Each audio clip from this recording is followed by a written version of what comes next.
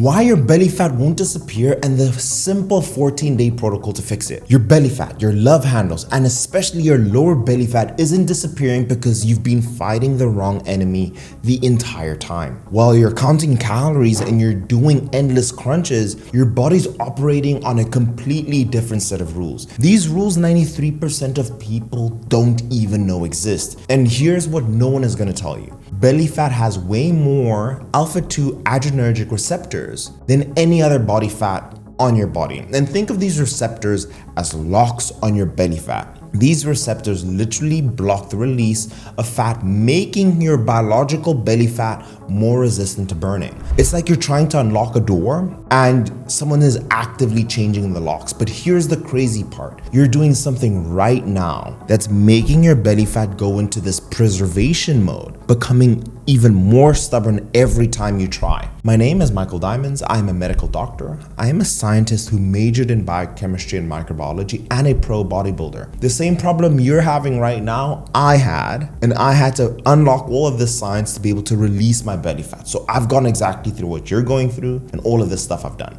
Today I'm going to show you exactly why your belly fat is refusing to bulge, and more importantly, the precise 14-day protocol that biologically targets these mechanisms to finally unlock this abdominal fat. Now, this isn't going to be about motivation or willpower. It's understanding the science behind why belly fat behaves differently than any other fat depot in your body, and then using the knowledge to work with your biology and not against it. And by the end of this video, you'll understand exactly why everything you've tried in the past failed, and a step-by-step protocol that's going to target the real culprit, keeping your belly fat locked in place. So step one, we need to understand the enemy. And why this part is so important is that you may follow my protocol and add things onto there that is making things worse. So belly fat isn't just regular fat that happens to be in this inconvenient location. It's biologically different. And here's the science that will blow your mind. Research shows that abdominal fat,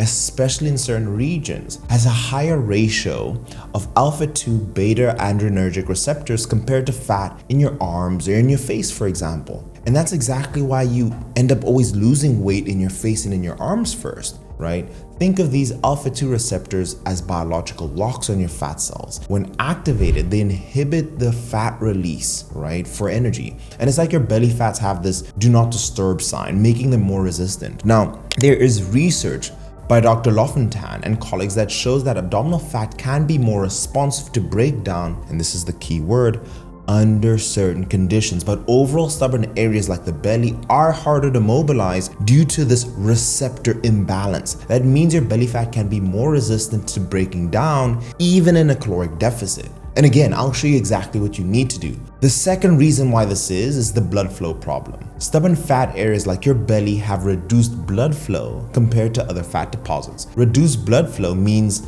there's less delivery of fat mobilizing hormones like adrenaline and noradrenaline. It's like you're trying to deliver this package to a house with poor road access. Now, step two, I'm going to show you how to switch your body from fat storage to a fat burning mode. The second step in our 14-day protocol is absolutely critical because it addresses this master hormone controlling whether your body stores or burns belly fat. That hormone is insulin, right? And I'm going to specifically talk about this insulin cortisol fat storage loop. So here's what's happening inside your body that's keeping everything locked in place. When your insulin levels stay elevated, it creates a powerful fat storage signal that specifically targets abdominal fat. But here's the kicker. Chronic stress elevates cortisol, and this combination of high insulin and high cortisol creates what researchers call the perfect storm for belly fat accumulation. Now, studies show that this insulin cortisol combination increases fat storage in the abdominal adipocytes by 400% compared to fat cells. Your belly fat cells literally have more receptors for both hormones. Why this has happened on an evolutionary standpoint is our belly fat was meant to be there in case we couldn't get food under a very stressful period so your body can survive. Now, this fix is the 16-8 early eating window protocol. The most powerful tool for resetting your insulin sensitivity is strategic intermittent fasting, but timing is everything. Now, there's research that was recently published in Nature's Medicine, and it shows that eating your last meal at 5 p.m. and not eating again until 9 a.m. creates a 15 to 20% superior fat loss effect compared to eating in later windows. So the question is, okay, Dr. Mike, why? Your circadian rhythm controls insulin sensitivity. Your circadian rhythm, I want you to remember as your body's internal clock. You're most insulin sensitive in the morning, and in the morning, you become progressively more insulin resistant as the day progresses. So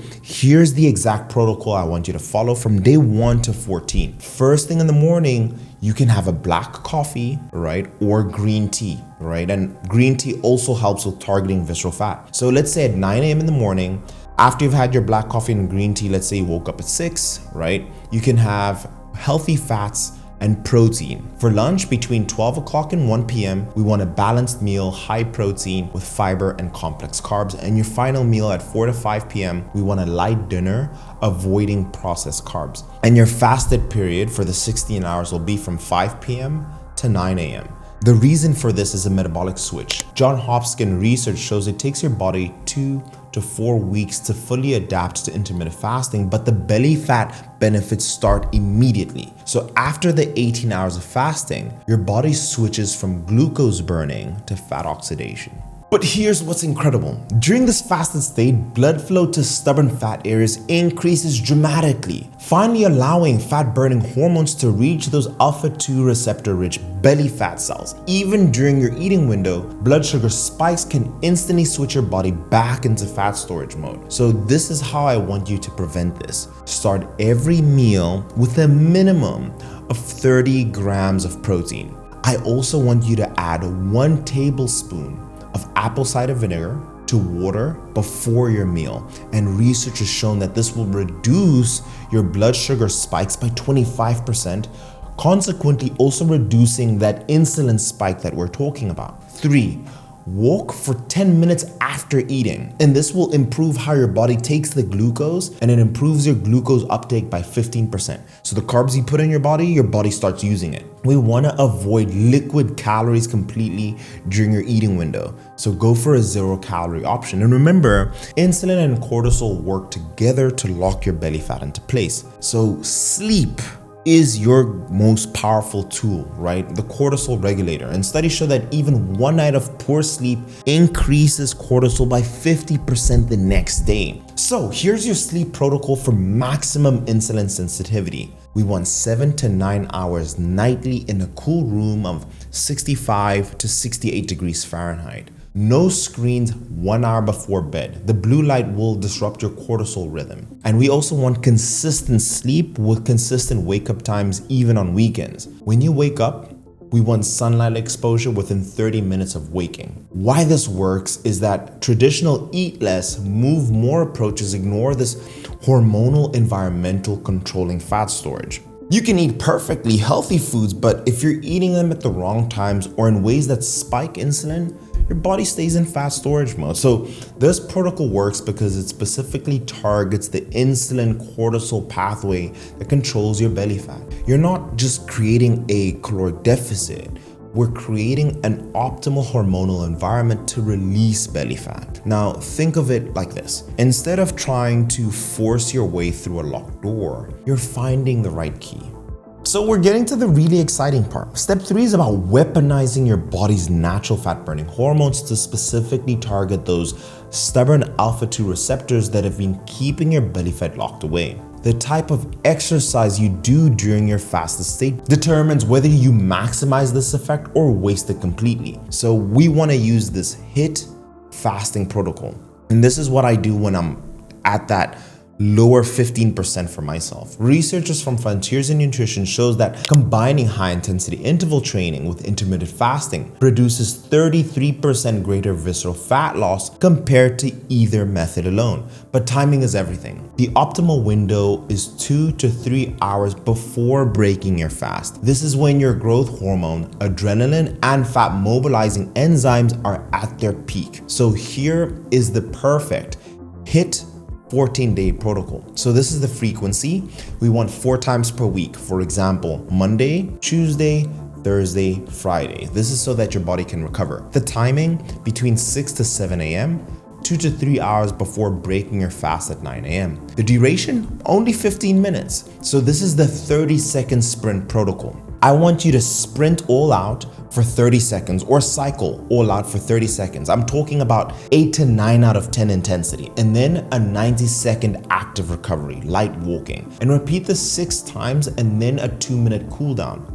Before I forget, I want you to just walk and warm up your body for 5 minutes before you do this. Now, why this specific protocol? Sprint interval training shows that this exact protocol burns 40% more fat than traditional HIIT, while requiring 60% less time.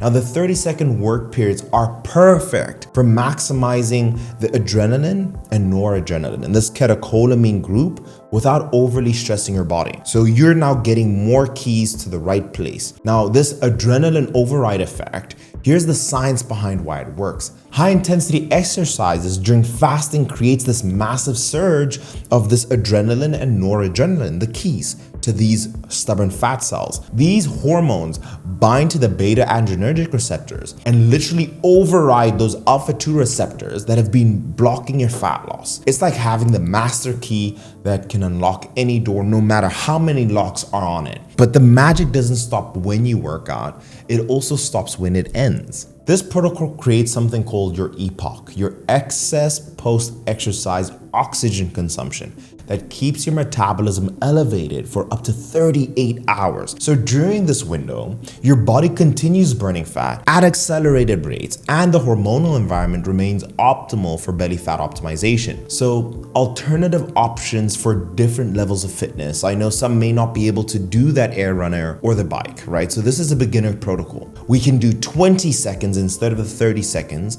of all out intensity and then 100 seconds of rest. Repeat this 5 times and build up over the next 2 weeks. Now, let's say you don't have any, let me tell you a no equipment option.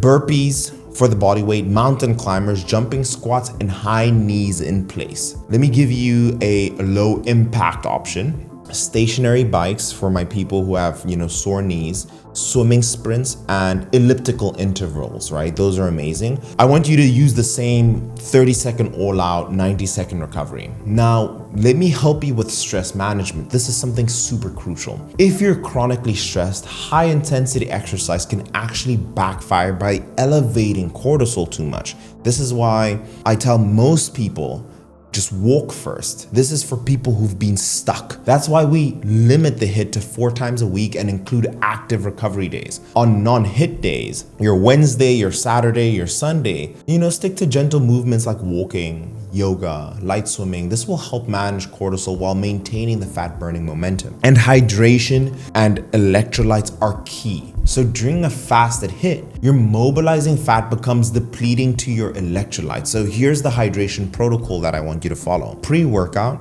we want about 16 ounces of water with a pinch of pink Himalayan sea salt, pre-workout. During your workout, I want you to sip as needed.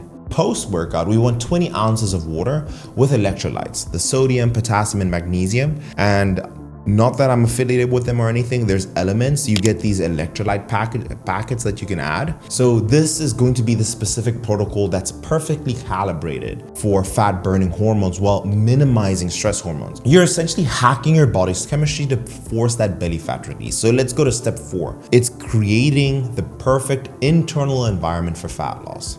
Now, this step might seem less exciting than the exercises or the fasting strategies, but it's critical. Your cellular environment determines whether all the other factors actually work together or completely get sabotaged. So we need to correct sleep.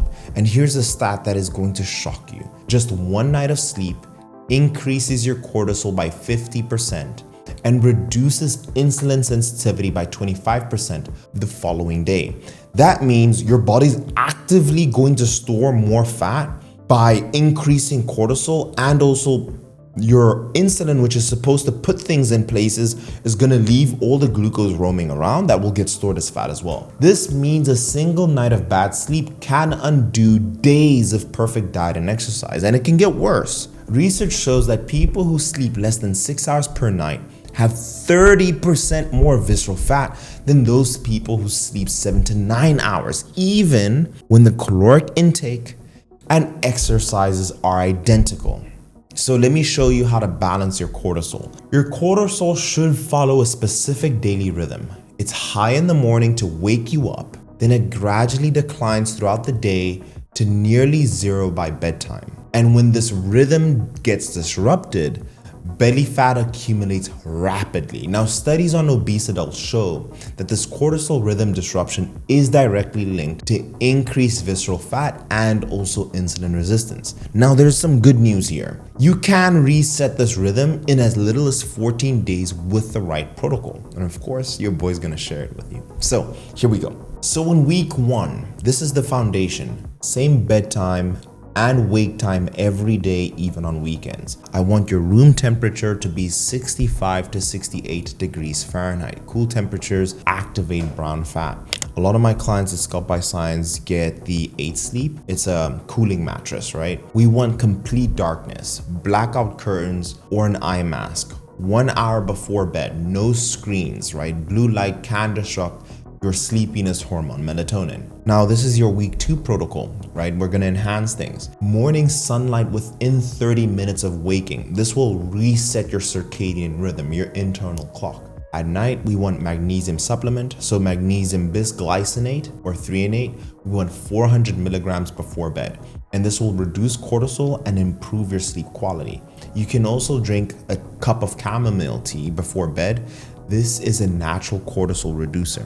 Before bed, we want deep breathing. So 4 counts in, 6 counts out for 5 minutes. And this will reset stress levels. Chronic stress doesn't just make you feel bad, it literally reprograms your fat cells to store more belly fat. Elevated cortisol increases an enzyme called 11-beta HSD1 in abdominal fat tissue, which converts into active cortisol directly in your belly fat cells. Now, this creates a vicious cycle where stress hormone gets amplified right when you least want them. So I'm gonna show you a 10-minute stress reset protocol. In the morning before HIIT, we want 3 minutes of deep breathing, 2 minutes of gratitude journaling, and 5 minutes of gentle stretching. And in the evening, we want 5 minutes of meditation or prayer and 3 minutes of reading, not on a screen, right? And 2 minutes of progressive muscle relaxation. Now, this is the hydration strategy. Now, dehydration is a massive but overlooked stress on your system. Even 2% dehydration can increase cortisol by 15% and can reduce fat oxidation. So this is the daily hydration protocol. Upon waking, 16 ounces of water with lemon and or with sea salt. And the pre-workout, we want 8 ounces of water 30 minutes before your HIIT. Throughout the day, half your body's weight in ounces. In the evening cutoff, stop drinking 2 hours before bed. And of course, we need to discuss your gut microbiome. Your gut directly influences belly fat accumulation. Specifically, there are bacterial strains like Lactobacillus gasseri that's been shown to reduce visceral fat by 8.5% in just 12 weeks. So let me give you a gut health protocol. We want fermented foods daily.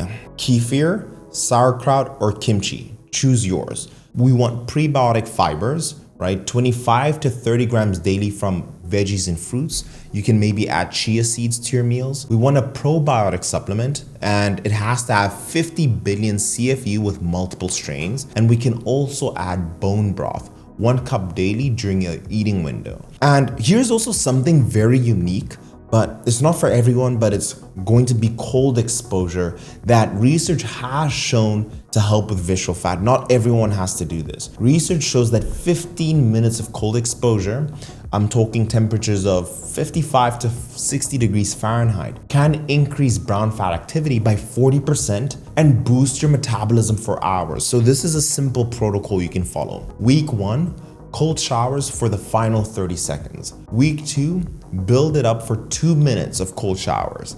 And then for someone advanced, it's a 15-minute cold walk outdoors, right? And then the recovery metrics are these. Track these simple recovery metrics to ensure that your cellular environment is optimized. For sleep, aim for 7 to 9 hours with less than 3 wake-ups. Number 2, the morning energy. You should feel refreshed, not groggy. 3, stress levels. Rate your daily stress from 1 to 10 and aim for an average below 5. Hydration.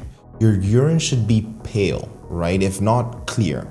Digestion, 1 to 2 easy bowel movements a day, and this step is a non-negotiable. You can do perfect intermittent fasting and crushing your HIIT workouts, but if your cellular environment is compromised by poor sleep, chronic stress, or dehydration, your results will be minimal. So I want you to think of it this way.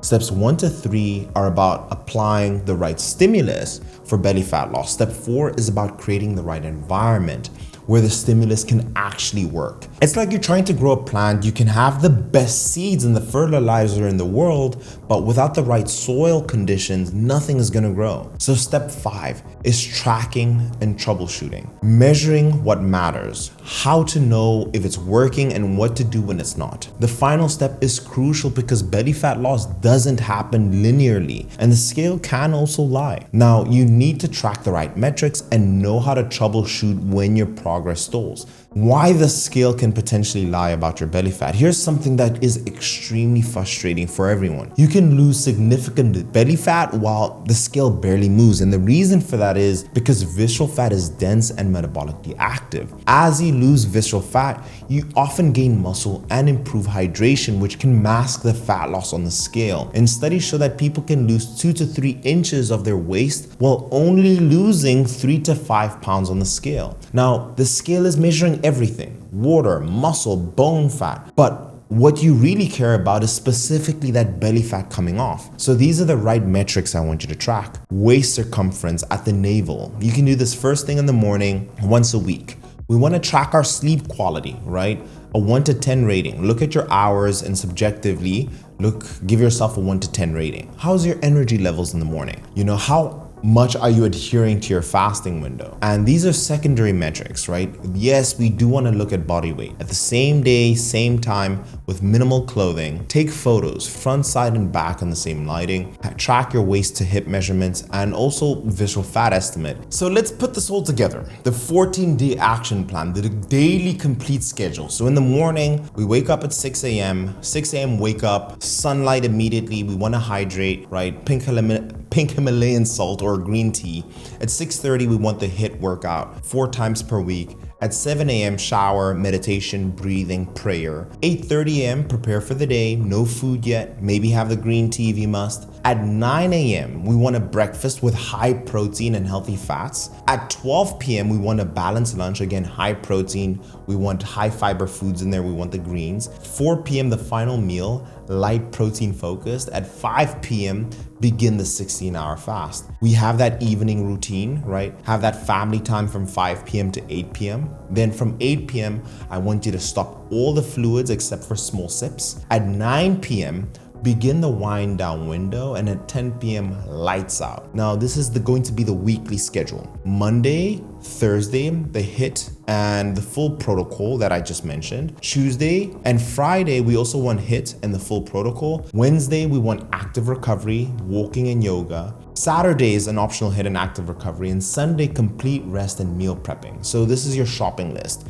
We want eggs, chicken, fish, Greek yogurt. For healthy fats, avocado, nuts, olive oil or coconut oil, get the sprays. Fiber sources is chia seeds, leafy greens, broccoli, and we want blackberries. We also want blueberries and strawberries. For supplements, we want magnesium bisglycinate or magnesium L-threonate, probiotics, and electrolytes. Beverages is going to be green tea, black coffee, water. And remember guys, this isn't about perfection. It's going to be about consistency, and researchers show that even at 80% adherence to this protocol, it will produce significant results. Your belly fat has been using biological mechanisms to resist your efforts, but now you have the tools to work with your biology instead of against it. The next 14 days will prove to you that stubborn belly fat isn't actually stubborn. It just requires the right approach. You've now got the science. you have the protocols, and you also have the troubleshooting strategies. Now it's time for you to finally lose the weight. And if you want to know exactly what foods you should be eating and how to plan your meal plan, watch this video right here. If you want me and my team of doctors to help get rid of that lower belly fat and visceral fat, you can apply to work at Sculpt by Science, linked in the description. I'll see you in the next one.